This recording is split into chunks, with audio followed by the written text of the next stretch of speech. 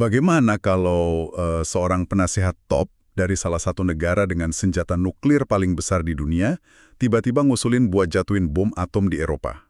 Hah? Serius? Iya. Tapi ini yang gila. Bukan untuk menghancurkan dunia, tapi ironisnya justru untuk menyelamatkan umat manusia. Wow, itu terdengar paradoks banget ya. Banget. Dan hari ini, buat kamu yang lagi dengerin, kita nggak lagi bahas naskah film fiksi ilmiah atau thriller kiamat gitu ya. Kita bakal membedah sebuah transkrip wawancara yang luar biasa provokatif. Dari mana tuh sumbernya? Ini dari kanal YouTube Glenn Diesen. Narasumbernya itu Profesor Sergei Karaganov. Dia ini kepala Council for Foreign and Defense Policy di Rusia. Oke, akademisi kelas berat berarti ya? Bukan cuma kelas berat. Dia ini pernah nulis pidato dan ngerancang strategi buat Mikhail Gorbachev, Boris Yeltsin, sampai Presiden Vladimir Putin. Nah, sebelum kita masuk lebih dalam, ini ada peringatan yang sangat terdidas ya, buat kamu yang lagi nemenin eksplorasi mendalam kita kali ini.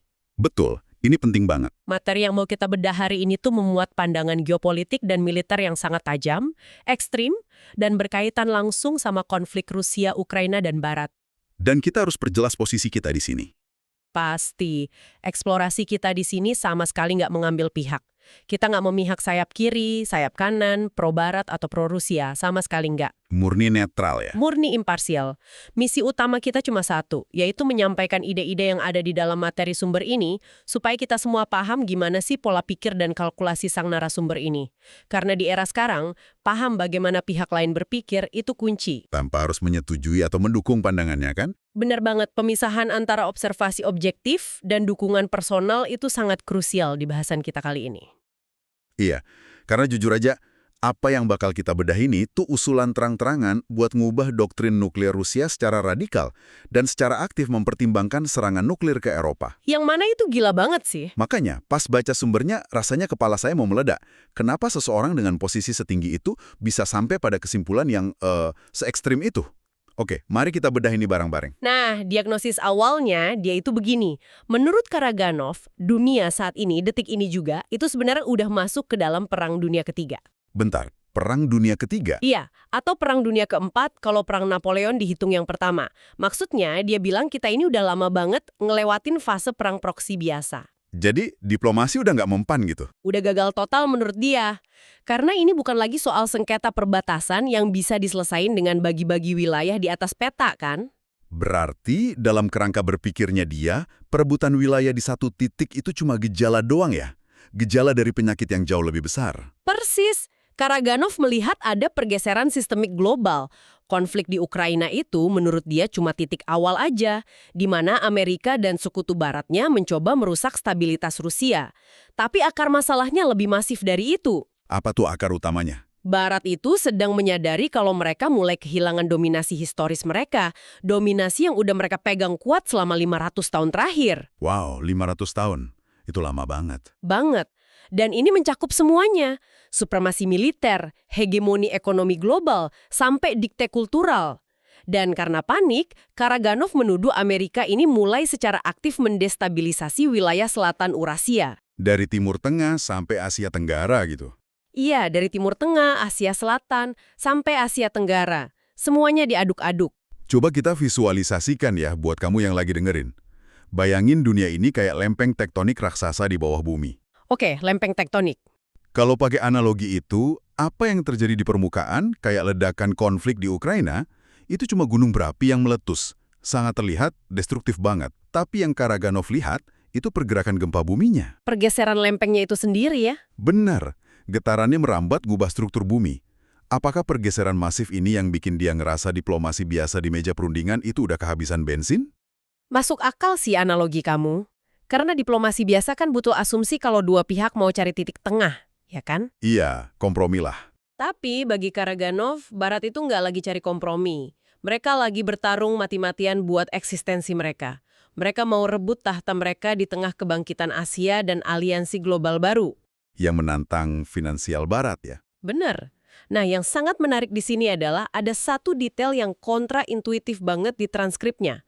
Karaganov itu secara spesifik ngasih pujian ke Donald Trump. Hah? Bentar. Muji Trump? Iya, serius. Di tengah narasi kalau Barat itu musuh yang mau ngancurin Rusia. Gimana tuh logikanya? Jadi gini, Karaganov menilai Trump itu sebagai pemimpin yang secara insting paham kondisi keruntuhan Barat ini. Dia nyebut Trump itu memimpin negaranya mencegah kejatuhan historis Barat. Oh, jadi dia melihat Trump sebagai reaksi alami dari kerajaan yang lagi mau runtuh. Persis, kebijakan luar negeri agresif, perang dagang, itu semua dilihat sebagai insting bertahan hidup dari sebuah kerajaan yang nolak turun dari panggung sejarah. Dan dinamika sebesar ini, menurut Karaganov, gak bakal bisa diselesain pakai perjanjian damai kecil. Oke, kalau diagnosisnya dunia lagi sakit parah gara-gara Barat nolak turun tahta, terus apa obat yang dia tawarin ke Kremlin? Nah ini dia. Karena resepnya dia ini malah kedengaran kayak panduan menuju kiamat, kan? Resepnya itu, Rusia harus berhenti bersikap reaktif, buang jauh-jauh kesabaran mereka, dan mulai memanjat apa yang dia sebut sebagai tangga eskalasi. Tangga eskalasi. Iya, dia mengkritik keras pemerintahannya sendiri karena dianggap terlalu hati-hati. Langkah pertamanya, dia ngusulin Rusia harus lakuin serangan konvensional dulu ke titik logistik atau pangkalan militer penting di tanah Eropa. Kayak pukulan pembuka buat ngetes gitu. Benar, semacam itu. Terus, kalau Eropa nggak mundur setelah dihajar konvensional, Nah, disinilah ini jadi sangat menarik. Kalau elit Eropa nggak nyerah, Karaganov nyaranin langkah yang paling tabu, serangan nuklir terbatas ke Eropa. gila. Tapi bukannya Rusia punya doktrin nuklir yang melarang itu? Punya doktrin yang usianya udah 40 atau 50 tahun. Prinsipnya kan tidak akan ada pemenang dalam perang nuklir. Tapi tahu nggak Karaganov bingung apa? Apa tuh? Dia nyebut gagasan itu bodoh. Astaga. Dia yakin banget kemenangan itu mungkin. Dan saking seriusnya, dia ngusulin supaya Presiden Rusia mulai mendelegasikan wewenang peluncuran nuklir ini ke seorang jenderal komandan di teater Eropa. Bentar. Mendelegasikan tombol nuklir ke tingkat komandan lapangan. Iya, Itu kan melanggar hampir semua aturan komando terpusat pasca Perang Dingin, risiko miskalkulasinya tinggi banget. emang sangat berisiko. Tapi ada paradoks luar biasa yang bikin saya harus nanya. Dia bilang, lempar nuklir skala kecil ini bisa menyelamatkan umat manusia, menyadarkan elit Barat. Gimana ceritanya senjata pemusnah massal jadi penyelamat? Kita harus bedah psikologi di balik logika dingin Karaganov ini. Menurut dia, elit Barat modern itu udah kehilangan akal sehat. Dan yang paling fatal, mereka kehilangan rasa takut sama sejarah.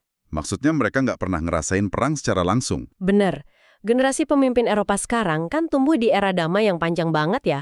Mereka nggak pernah cium bau mesiu di halaman rumah mereka sendiri. Jadi mereka ngerasa aman-aman aja. Iya, makanya Karaganov percaya dengan ngasih shock terapi pakai senjata nuklir kekuatan absolut gitu, itu bakal ngebangunin mereka. Oh, dia berasumsi masyarakat Eropa bakal bereaksi radikal karena ketakutan yang luar biasa gitu. Tepat. Dia ngitung kalau pukulan nuklir nyata itu bakal bikin populasi Eropa sadar. Rasa ngeri itu diharapkan memicu pemberontakan dari dalam, maksa warga buat ngegulingin pemimpin mereka sendiri. Sebelum pemimpin itu nyeret dunia ke pemusnahan total, Persir kayak gitu. fatalistik banget sih pemikirannya. Kayak, kita pakai nuklir sekarang supaya dunia nggak kebakar habis nanti. Memang sedingin itu logikanya. Tapi ini bawa kita ke tanda tanya soal target.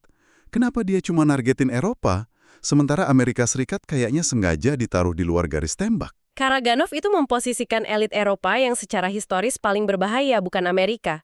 Di transkripnya dia jabarin kalau Eropa itu secara budaya adalah epicentrum dari semua hal terburuk. Kayak kolonialisme, perang besar gitu ya. Iya, genosida juga. Dia spesifik banget nunjuk Jerman dan Inggris. Menurut dia, negara-negara ini punya kebiasaan buruk nyulut konflik di benua itu buat nguras kekuatan tetangganya. Tapi di sisi lain, dia ngulang-ngulang satu frasa dengan ngotot banget soal Rusia nggak mau tanah Eropa. Betul, dia bilang Rusia tidak membutuhkan 1 inci pun dari Eropa. Jadi motifnya bukan mau ekspansi wilayah? Sama sekali bukan. Dia negasin itu berkali-kali.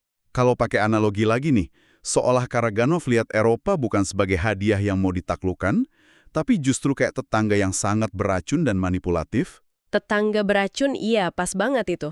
Tetangga yang nggak mau dia kunjungin, tapi dia merasa harus magerin rumahnya pakai beton berduri, atau bahkan lempar bom molotov ke pekarangan mereka supaya mereka berhenti ganggu. Analogi yang sempurna. Kamu nggak bisa pakai diplomasi sopan santun sama tetangga kayak gini. Makanya pas pewawancara nanya soal Spirit of Alaska, Karaganov ketawa ngeremehin. Nah iya, Spirit of Alaska itu konteksnya apa sih di diplomasi modern? Itu tuh merujuk ke upaya dialog tingkat tinggi, kayak pertemuan Amerika dan Tiongkok di Alaska. Tegang sih, tapi masih ada dialog terbuka. Oh jadi nyari titik temu gitu ya? Iya. Tapi bagi Karaganov nyari kompromi pragmatis di fase krisis kayak gini tuh murni jebakan. Dia lihat negosiasi itu cuma taktik barat buat ngulur waktu dan nyusun kekuatan lagi. Makanya dia juga nyerang kepemimpinan Prancis dengan sangat keras ya? Dia secara spesifik nyebut Presiden Prancis itu pembohong bodoh. Kasar banget. Karena Prancis kan niat mau perluas payung perlindungan nuklirnya ke negara Eropa lain. Nah, ini konsep militer yang sering kita dengar. Tapi mekanismenya gimana sih sebenarnya payung nuklir ini? Dan kenapa dibilang gertakan kosong? Payung nuklir itu pada dasarnya janji pertahanan. Prancis janji kalau misalnya Jerman diserang fatal sama Rusia, Prancis bakal nembak rudal nuklir ke Rusia. Sebagai balasan ya? Benar. Tapi Karaganov nembus gertakan itu. Dia yakin nggak ada elit Prancis yang punya nyali tekan tombol itu. Karena kalau Prancis nembak, Rusia bakal ngeratain Paris. Nah itu dia. Karaganov yakin elit Prancis nggak bakal mau ngorbanin warga Paris menguap jadi abu cuma demi ngebela Berlin. Makanya dia anggap itu kebohongan bodoh. Wow. Dia benar-benar ngebedak psikologi ketakutan elit Eropa sampai ke akarnya ya. Banget. Dan dia bedain nasib politisi sama rakyat biasa. Serangan ini khusus buat ngancurin elit. Dia bahkan bilang, suatu hari nanti kalau debu perangnya udah turun, mungkin pasar dan interaksi kultural bisa dipulihkan buat rakyat biasa. Fokusnya murni ngehancurin elit saat ini tanpa kompromi. Oke, jadi apa arti dari semua ini? Mari kita asumsikan skenario paling gelap ini beneran kejadian. Rusia mengeksekusi terapi kejut ini, mutus hubungan secara total sama Eropa. Terus? Ya Rusia kan nggak bisa hidup di ruang hampa. Kalau mereka sengaja ngebakar jembatan ke barat, kemana mereka bakal berlabuh? Identitas bangsanya gimana? Ini memunculkan pertanyaan penting ya. Dan transkrip ini ngasih jawaban yang berpotensi ngubah fondasi sejarah Rusia itu sendiri. Gimana tuh? Karaganov menyatakan dengan lugas kalau Rusia itu pada esensinya bukan negara Eropa. Dia meredefinisi Rusia sebagai peradaban Eurasia. Eurasia? Jadi bukan Eropa? Bukan. Dia narik akar kekuatannya dari kemegahan Bizantium kuno, efisiensi kerajaan Mongol, sampai perpaduan nilai Muslim dan Buddha. Bentar, ini kan bertentangan banget sama sejarah modernisasi Rusia. Gimana dengan Peter the Great? Mereka kan berabad-abad ngusahain buat mengeropakan masyarakatnya. Karaganov nggak menghapus sejarah itu. Dia mengakui kalau adaptasi gaya Eropa itu dulu krusial. Rusia abad ke-18 dan 19 emang butuh teknologi barat buat bertahan hidup. Tapi argumennya, proses Eropanisasi itu harusnya udah dihentikan secara total pada akhir abad ke-19. Setelah mereka nyerap militer dan kultur tinggi Eropa, harusnya pintunya ditutup rapat. Nutup pintu setelah ngambil yang terbaik. Tapi di transkripnya, dia masih muji Beethoven, dia kagum sama Shakespeare, terus muji Dostoyevsky. Ini kan bikin bingung. Memang terdengar paradoks sih. Iya kan?